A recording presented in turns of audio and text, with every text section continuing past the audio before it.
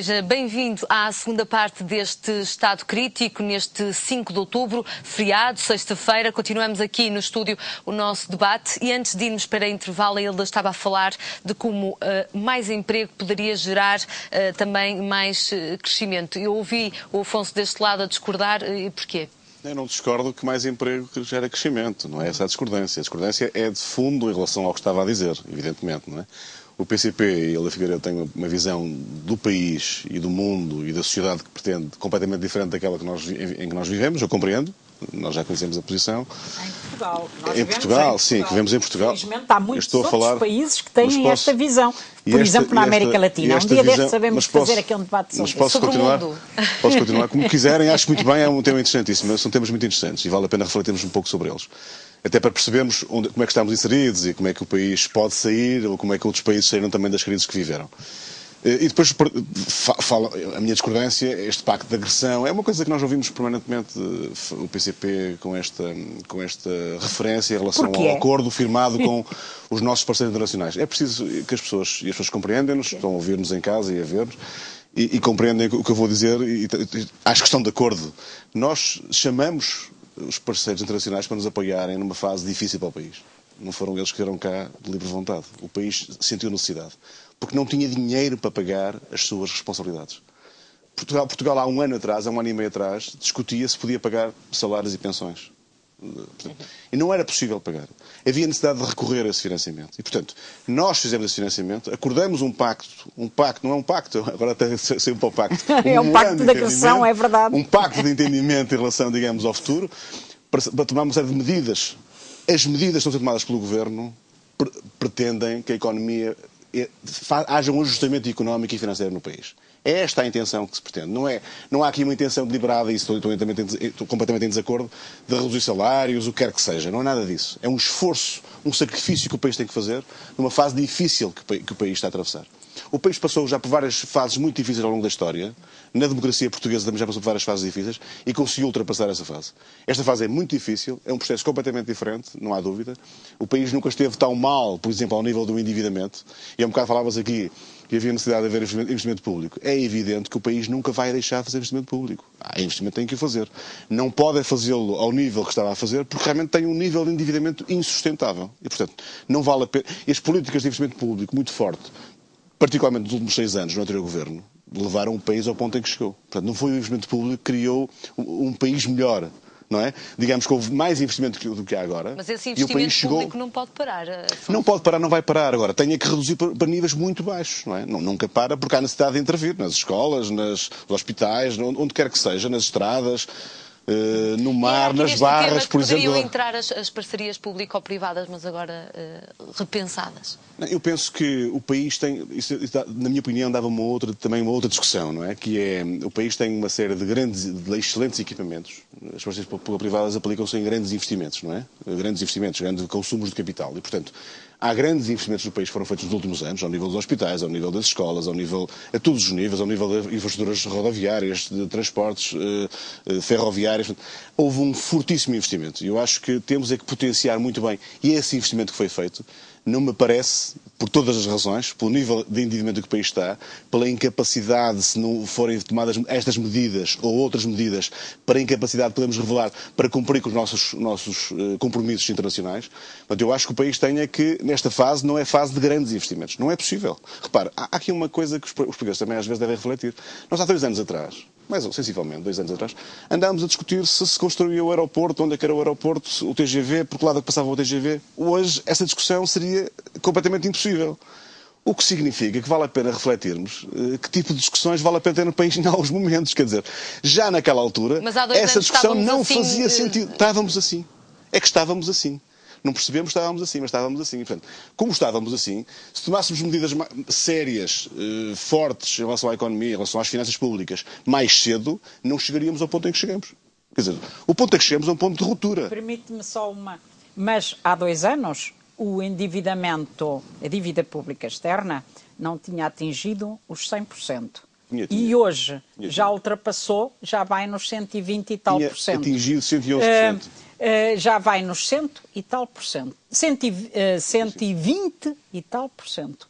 Ou seja, se continuarmos com a acumulação deste endividamento, com uma dívida pública crescente, porque é o que vai acontecer, sem crescimento económico, e a continuar a pagar juros elevadíssimos no mercado internacional, nós vamos ter, dentro de 2 anos, não só uma recessão completa, como ainda um endividamento muito maior, o que significa que então isto não é a solução, que é necessário procurar uma alternativa. E como hoje os trabalhadores iniciaram, a CGTP, a marcha contra o desemprego, partindo de Braga, e vão continuar até ao dia 13, percorrendo o país, para alertar para este problema de que é urgente uma ruptura com esta política.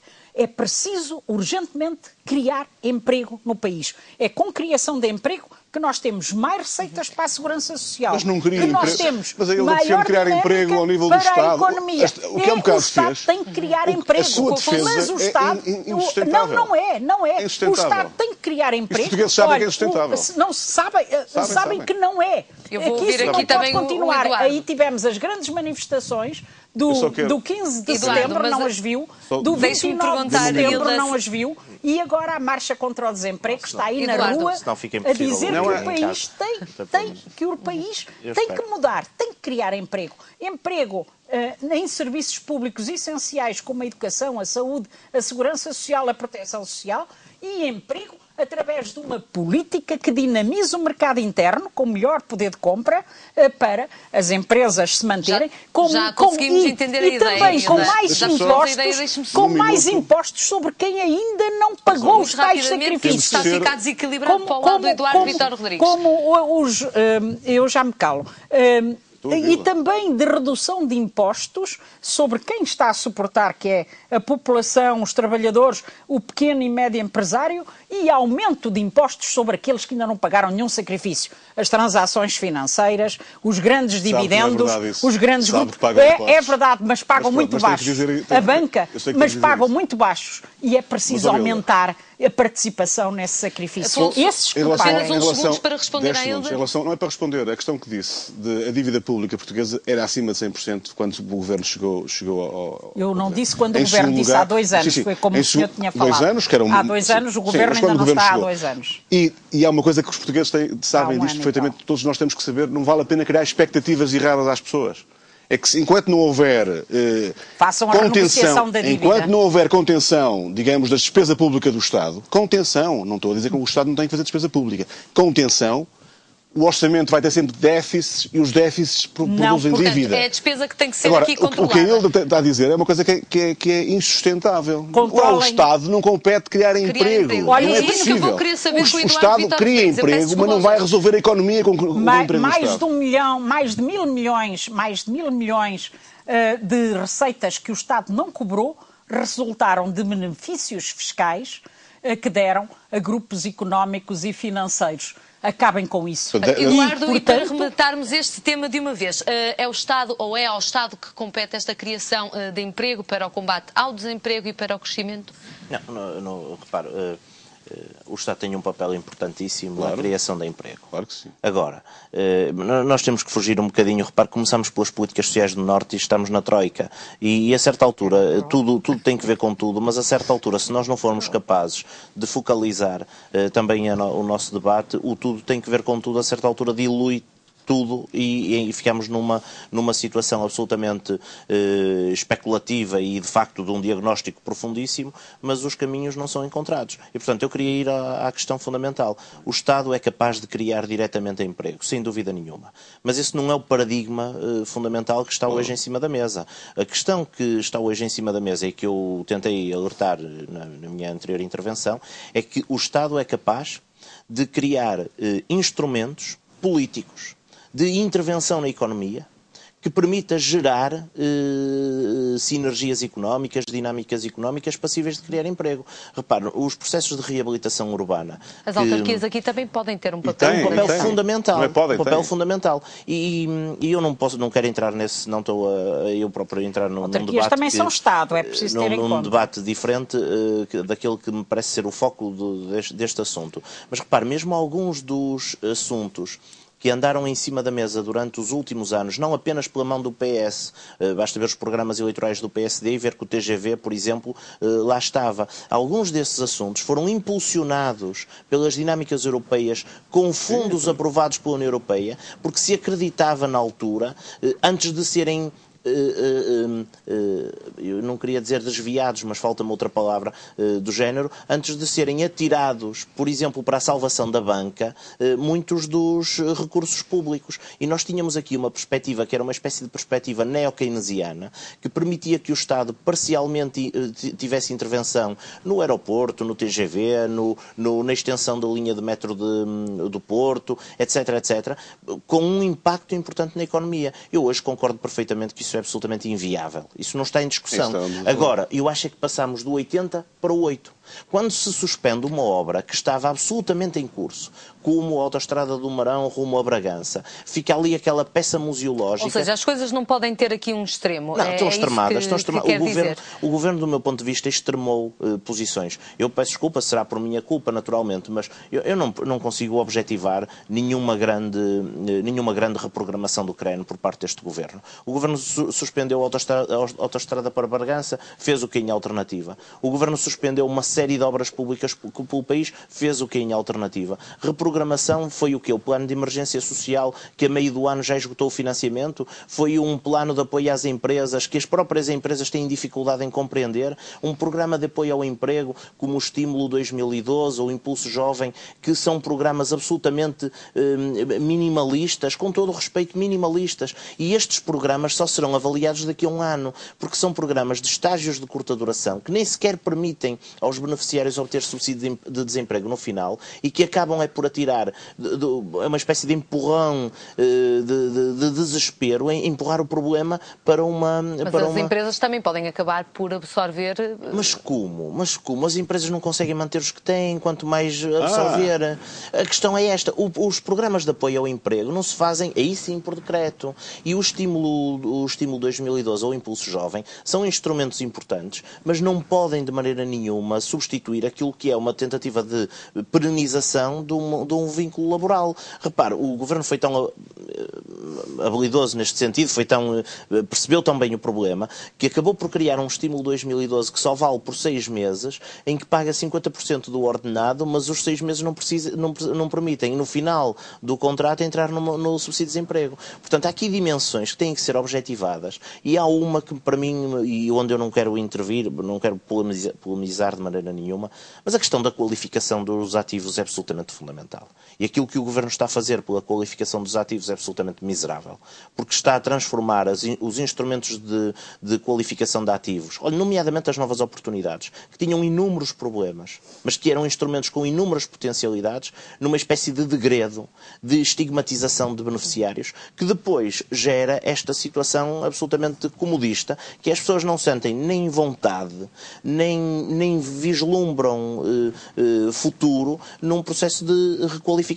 E sem requalificação de ativos em zonas depauperadas e desqualificadas como a região norte, eu acho que todos admitimos que é impossível fazer reconversão económica, reconversão industrial, quanto mais reconversão económica. E, portanto, este debate é muito importante. Agora, a certa altura, nós temos que perceber que muitas das questões estão do lado das dinâmicas europeias, da globalização. O próprio Stiglitz ficou desiludido nos últimos anos da sua vida, ficou muito desiludido com os processos de globalização e com as suas, enfim, chamou-lhe até a grande desilusão. Mas há questões que estão na mão do Governo. Nós não podemos, de repente, globalizar excessivamente o debate para depurar a atividade do Governo. E o Governo tinha aqui responsabilidades e tem aqui responsabilidades. Essa afirmação... Não, tem aqui responsabilidades muito objetivas. E tem meios e tem meios políticos de intervir. Eu aqui no segundo programa falei do encontro que parece que foi altamente profícuo, promovido por Mário Monti com os países do sul da Europa. Portugal, por opção, não esteve lá. Foi convidado, não esteve lá. Ou seja, nós começamos a perceber que a própria Europa começa a engendrar mecanismos de pressão política que visam mudar paradigmas de funcionamento da União Europeia, do Banco Central Europeu, depois com projeção na Organização Mundial do Comércio, permitindo aqui algumas medidas não lhe queria chamar protecionistas, mas algumas medidas condicionadoras. Nós não podemos, só para terminar, nós não podemos estar tranquilos, defender de forma muito ética e bem o fim do trabalho infantil em Felgueiras ou no Val do Avon, e depois estarmos comodamente a comprar umas sapatilhas made in Paquistão ou made in China, que se sabe que tiveram a participação de trabalho infantil, que não têm nenhum tipo de rigor naquilo que é a eficiência energética ou naquilo que é as questões ambientais, mas depois, como está muito lá longe, olhe, deixa andar, porque o que interessa, o verdadeiro sentido ético é o dinheiro que eu tenho na carteira. E, portanto, há aqui necessidade não de lógicas protecionistas fechadas, mas de mecanismos de regulação que a Organização Mundial de Comércio pode ter, por indução da União Europeia, por participação dos Estados-nação, e aqui eu acho que era exigível mais a Portugal. Vamos passar então, posto isto, para o nosso segundo tema. As Assembleias Municipais têm de enviar até ao dia 15 de outubro à Assembleia da República as respectivas decisões acerca da reorganização administrativa. Este é um processo, no seu entender, Afonso, que está a ser pacífico para os municípios? Ora bem, antes disso, deixe-me só dizer-lhe o seguinte, só um comentário em relação ao que o Eduardo disse ainda no tema anterior, muito rapidamente. Não vamos ter tempo Como para este debate. Os temas são impossíveis de discuti-los só localizados. Claro. A sua própria intervenção deu a demonstração de que globalizou, digamos, a discussão. E muito bem. Claro, matérias, uma crítica, matérias sobre as quais vale a pena discutir, e é um tema muito interessante, esse tema aí da globalização e dos impactos que tem ao nível do país. Em relação à questão que me colocou, a ideia do Governo nesta matéria, aliás, resulta também do acordo firmado com a Troika. E devo dizer que o Governo anterior, também é importante enquadrarmos isto, estava a trabalhar sob um processo de redução do número de freguesias, de agregação de freguesias, digamos assim, não é? Não só isso, mas no essencial ao que está hoje em causa nesta discussão, nesta fase. E, portanto, o Governo anterior tinha já um projeto, um plano, digamos assim, uma ideia de como havia de fazer também, digamos, uma reorganização. Quando este Governo apresentou este projeto em discussão pública, que teve um amplo debate, uma ampla discussão pelo país inteiro, não se pode dizer que não foi discutido, o que se verificou nessa altura foi que os partidos da oposição, o Partido Socialista particularmente, não me admira de dizer o PCP e o Bloco de Esquerda têm essa posição, porque têm sempre, não é? Digamos, em relação a todas as medidas, mas o Partido Socialista colocou-se completamente à margem de toda a discussão. Houve uma intenção deliberada de não querer participar na discussão ao nível do Parlamento, não querer, digamos, fazer parte da solução. O ideal, na minha opinião pessoal, seria que resultasse uma lei que tivesse o acordo de vários partidos, tão ampla quanto possível. Isso podia ser possível se houvesse a intenção do Partido Socialista. Não foi esse o caso. Há uma lei que tem que ser cumprida neste momento e, portanto, nesta fase é uma fase em que as autarquias, as Assembleias Municipais estão a decidir e, portanto, não sei qual é o resultado no dia 15. Devo dizer-lhe que é sempre matéria difícil. As reformas boas são aquelas que não se fazem, é o que muita gente costuma dizer. Não é? Quando alguém quer fazer uma reforma, é sempre difícil implementar. Esta reforma é particularmente difícil porque é sensível, não é? A ideia de agregar freguesias, pessoas que estão muito ligadas ao lugar onde nasceram, onde vivem, cria sempre aqui alguma... Qual é o resultado prático? O que eu devo dizer é que a ideia desta agregação não vai, isso é importante para as pessoas perceberem isto, acho que já perceberam, é que não vai acabar com as freguesias, digamos, não vai acabar com o lugar onde nasceram, não vai acabar com a relação com o espaço. Esta agregação pretende apenas, como sabe, acabar com estruturas administrativas que existem, não é? No fundo é essa a ideia.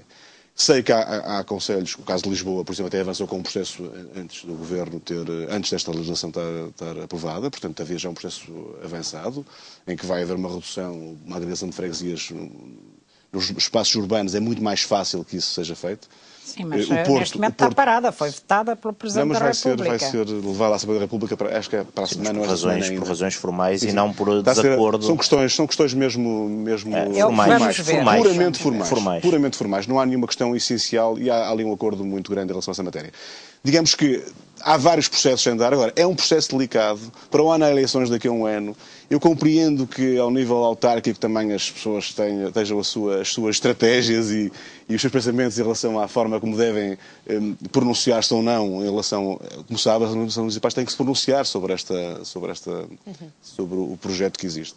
Portanto, se não se pronunciarem, haverá uma unidade técnica ao nível do Parlamento que irá tomar, digamos, fazer uma proposta para... Isso será feito. Ainda esta semana, o Sr. Secretário de Estado da Administração Local, o engenheiro Paulo Júlio afirmava que vai ser, aliás a lei foi aprovada, é para cumprir. Até final do ano haverá uma agregação de 1000 freguesias, portanto haverá uma redução do número de freguesias de cerca de 1000. É essa a previsão que existe, foi anunciado por ele. Portanto, vamos ver. Espero bem, o que eu quero dizer é o seguinte, espero bem que o processo corra bem, é um processo democrático, amplamente debatido, compete às Assembleias Municipais pronunciar-se sobre a forma como querem organizar, digamos, o seu território.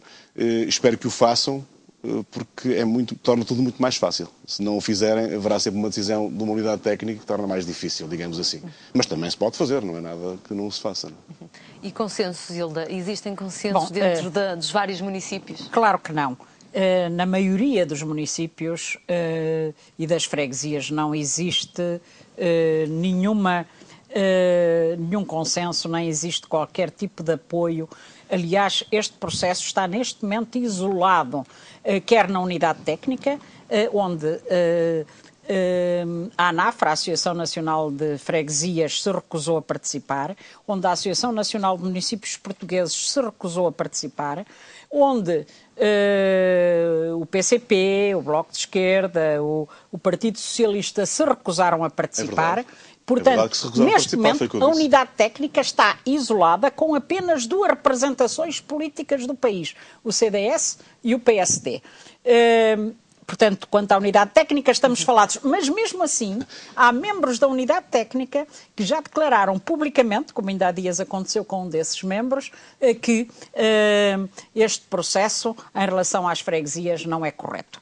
Mas, em segundo lugar, nós tivemos já uma grande manifestação que se realizou em Lisboa, com pessoas vindas de todo o país, das freguesias, que mostrou claramente uma oposição do país real, como costumam dizer, contra esta lei e contra esta posição.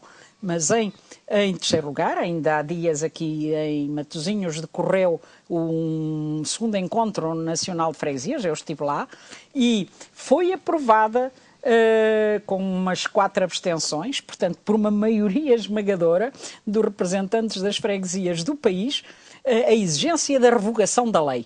Uma lei existe, também pode ser revogada.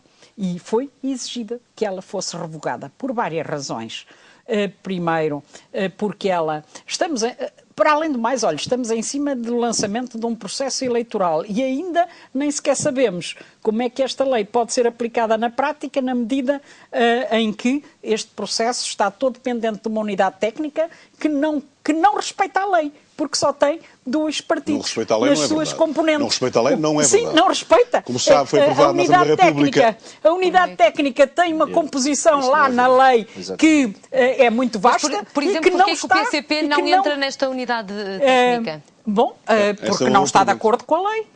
Porque não está de acordo. E sempre disse, desde o primeiro dia, que isto era um disparate. Que se quer fazer uma reorganização administrativa, ela é urgente na criação de regiões administrativas. Agora, com as freguesias, em nome de redução de despesas, quando as freguesias no conjunto do país originam uma despesa que é igual a 0,02%. Não é essa a questão. Por amor de Deus, então não vão por aí. Por outro lado, as freguesias têm uma componente importantíssima, porque são o órgão de poder local, eleito pelas pessoas, muito próximas, que estão mais próximas das pessoas, mais atentas. Olha, então no momento de agravamento da crise social, vai manter-se.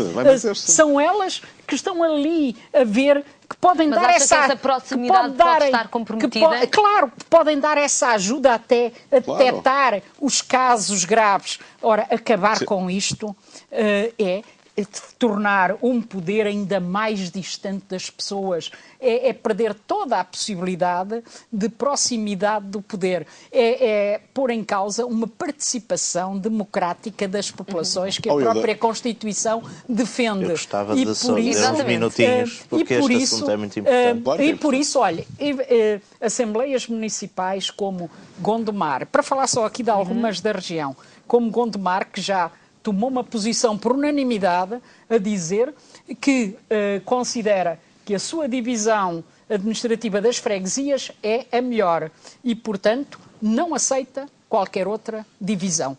e foi adotado por unanimidade. Mas em Valongo há uma proposta do mesmo género, como aliás já aconteceu em Esposende, como já aconteceu também lá embaixo em Cascais, para falar de algumas que não são da CDU, como toda a gente sabe, difícil, e onde, por unanimidade, se está a recusar qualquer tipo de administração. Aqui na região parece que o PS quer aceitar ali em Gaia. Bom, mas isso é contra a posição do seu próprio partido e contra as declarações que ainda há dias agora é que eu vou poder ter mesmo uns minutos, não? Porque senão também não estou aqui a fazer nada. Rodrigues, antes de mais, porque é que o Partido Socialista se mantém o PS nunca fica isento à margem desta discussão? E eu vou tentar responder-lhe o melhor que sei e posso, sabendo que este debate tem que ser feito de uma forma séria e eu percebo que, enfim, os pequenos bitites são para Oxalá distrair. que seja mentira. A questão não é essa, a questão é uma questão de responsabilidade política. Vamos começar por partes. O país tem neste momento uma situação que resulta de uma reforma que tem mais de 170 anos, de Mouzinho da Silveira. 4.259 freguesias, 308 municípios, e eu penso que o ponto de partida deveria ser este. Todos percebem que a dinâmica do país nos últimos 170 anos mudou e que aquilo que temos hoje no terreno não é compatível com um processo de desenvolvimento. Nós temos freguesias como Mafamuda, em Vila Nova de Gaia, que tem mais população do que o município de Chaves ou o município de Arganil. Portanto, Chaves, que não é propriamente um município lá de pequenino, lá do fim do mundo. Portanto, o país está desorganizado. O modelo está errado e precisa de ajustamentos. Nós não podemos ter uma perspectiva imobilista do país, porque 170 anos neste processo de desenvolvimento, isto é uma coisa absolutamente brutal, e só quem possa olhar para isto de uma forma imobilista é que pensa que não se deve fazer nada. A segunda questão, a posição do PS. O PS é muito claro. E não é nada uma posição contra uma posição a favor. O PS subscreveu o memorando da Troika. Quem, bastardou o memorando da Troika foi o Governo. Porque o ponto 26... Pronto, não é boa, peço desculpa. Mas a verdade é que escamoteou. Porque o que o ponto 26 do memorando da Troika faz é comprometer o Governo com uma reorganização administrativa que implica as autarquias, municípios e juntas de freguesia. E aquilo que o Governo fez foi pura e simplesmente ignorar que num processo de reorganização administrativa que tivesse esta lógica desenvolvimentista, os municípios eram parte fundamental. E, portanto, atirou-se à parte mais fraca, que são as juntas de freguesias. Já direi, mas deixe-me só explicar primeiro o que quero.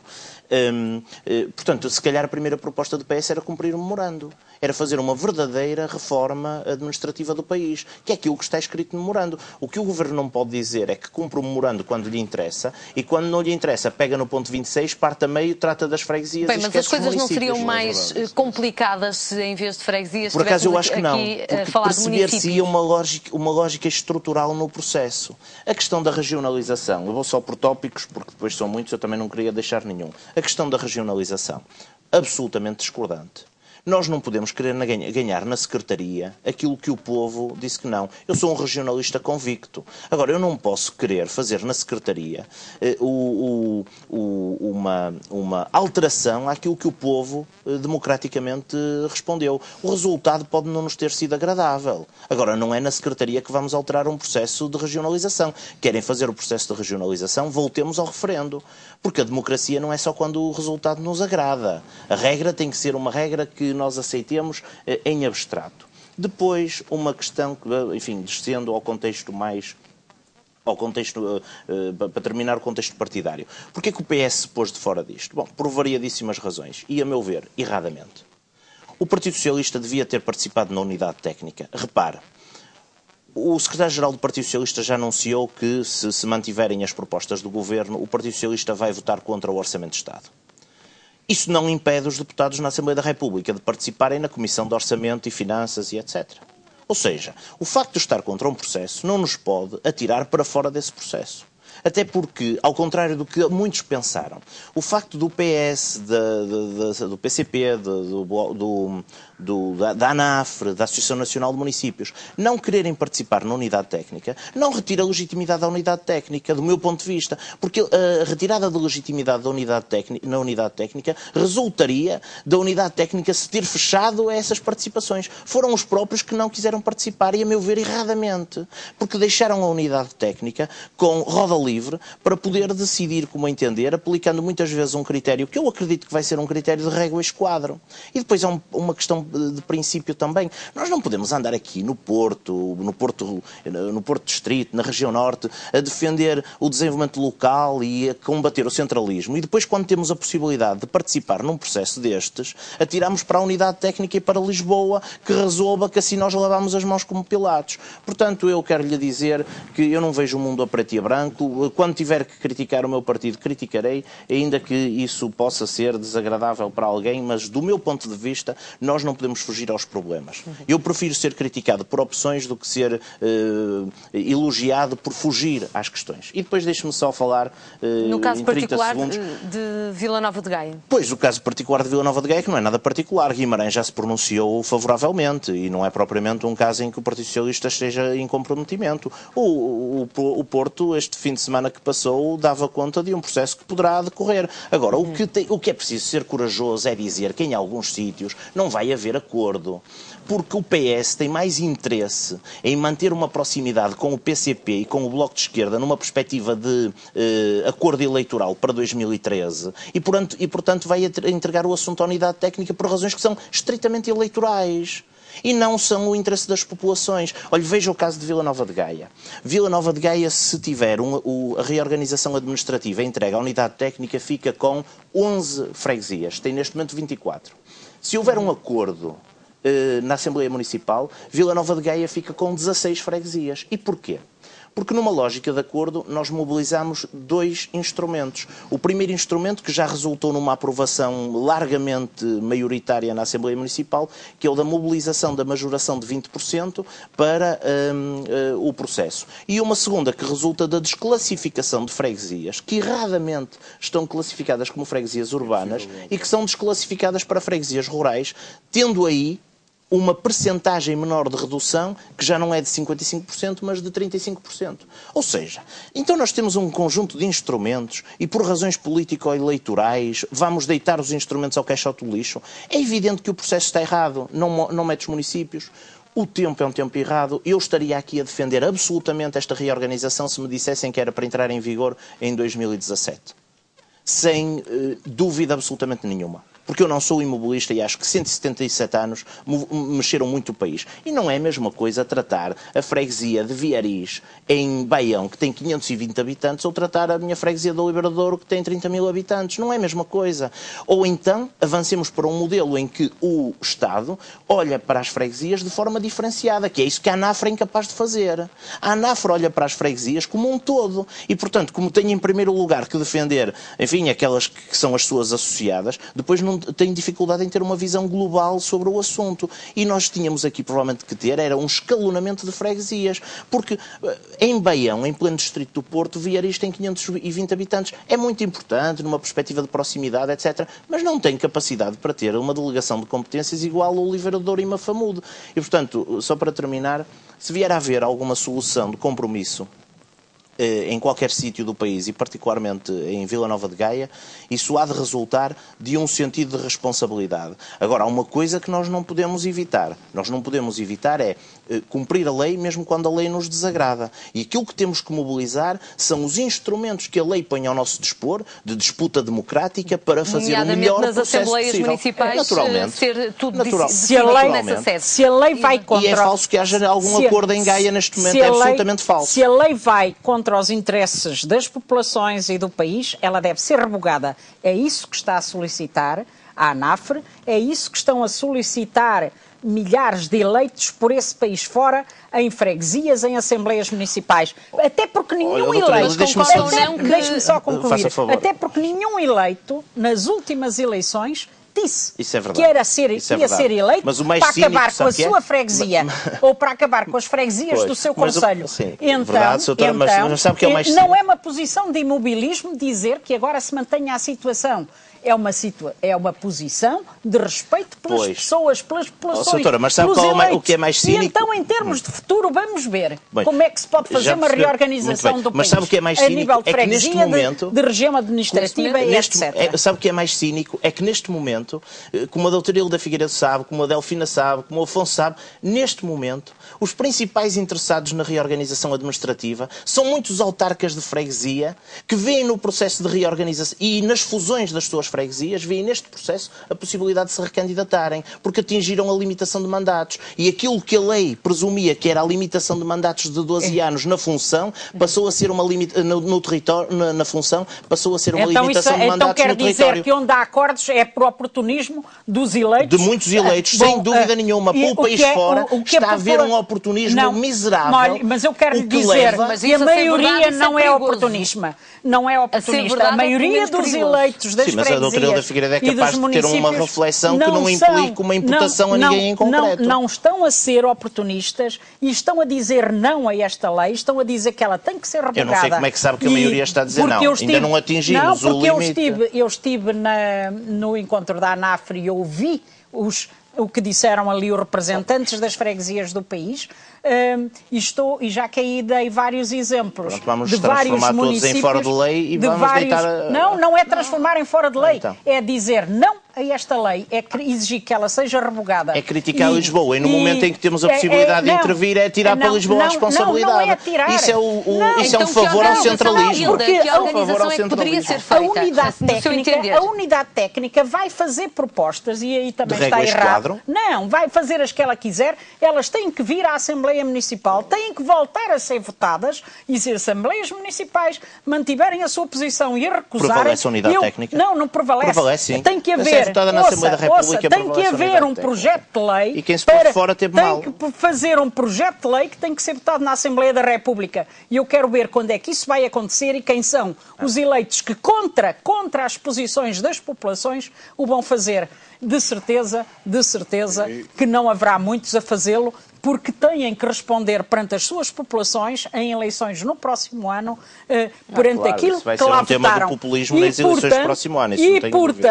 E, portanto, eu acho que esta lei não pode ir até ao fim. Vai ter que ser revogada porque não tem condições nenhumas para ser posta em prática. E para rematar agora o tema, e Afonso, para quem está a ver-nos neste momento, perceba, se em Assembleia Municipal as freguesias chegarem a acordo, quando isto chega à Assembleia da República, não há qualquer problema ou as coisas ainda podem ser revistas pela unidade técnica? A resposta que lhe posso dar em relação a isso, desde que a Assembleia Municipal se pronuncie nos termos da lei, o que permite esta flexibilidade que o Eduardo Vítor, e muito bem, explicou aqui. A unidade técnica não intervém. A unidade técnica, tanto quanto eu percebo, não intervém. A unidade técnica não está lá para intervir quando a decisão é tomada, a pronúncia... Quando existe acordo. Quando há acordo e a pronúncia é feita de acordo com a lei. Não é para isso. E a unidade técnica, desculpe só interromper, a unidade técnica vai transpor para a proposta exclusivamente o critério das 55% de fusões nas freguesias urbanas e 35% nas rurais. Por exemplo, a majoração não é mobilizável pela unidade técnica. Tem que voltar às Assembleias Municipais e tem que aí ser votada. E as Assembleias Municipais podem continuar a votar contra e depois têm que ser feitos projetos de lei na Assembleia da República. Eu quero ver quem vão ser os eleitos, quem vão ser os eleitos que vão votar contra, a posição das populações. Eu quero ver. Eu estou cá para ver. E por isso acho que a única forma de pôr fim a isto, que é neste momento inadmissível, é mesmo rejeitar a lei, é mesmo revogá-la. E acho que é aquilo que vai acontecer. Na prática, a lei vai ser revogada. É pena usar estes modelos. Vai ser revogada. É isso que eu na acho. prática vai ser. Efetividade. Na prática vai ser. O que acabou de mostrar aqui foi o grande sentido de responsabilidade e percebeu... Não, de acordo consigo, contra a posição do seu próprio partido. Não é verdade, não é verdade. Não explora essa questão que não é verdade. Foi o que você disse. Não é verdade. verdade... Para concluir, Afonso, este processo pode não ser de todo pacífico a partir do dia 15 de outubro. O calcanhar daqueles do PC, mas por cima diz isso e não é verdade. Se disser as coisas e for verdade, eu não me importo. Mas isso não é verdade. Não é verdade, não é contra a posição do partido. Quem ouviu percebeu que você está contra a posição agora do seu partido. Agora está a reinterpretar, em não ir à unidade técnica, com certeza. Sabe que eu não tenho uma cassete que tenha que repetir. Eu não tenho uma cassete para repetir. No meu partido permite ter a democracia.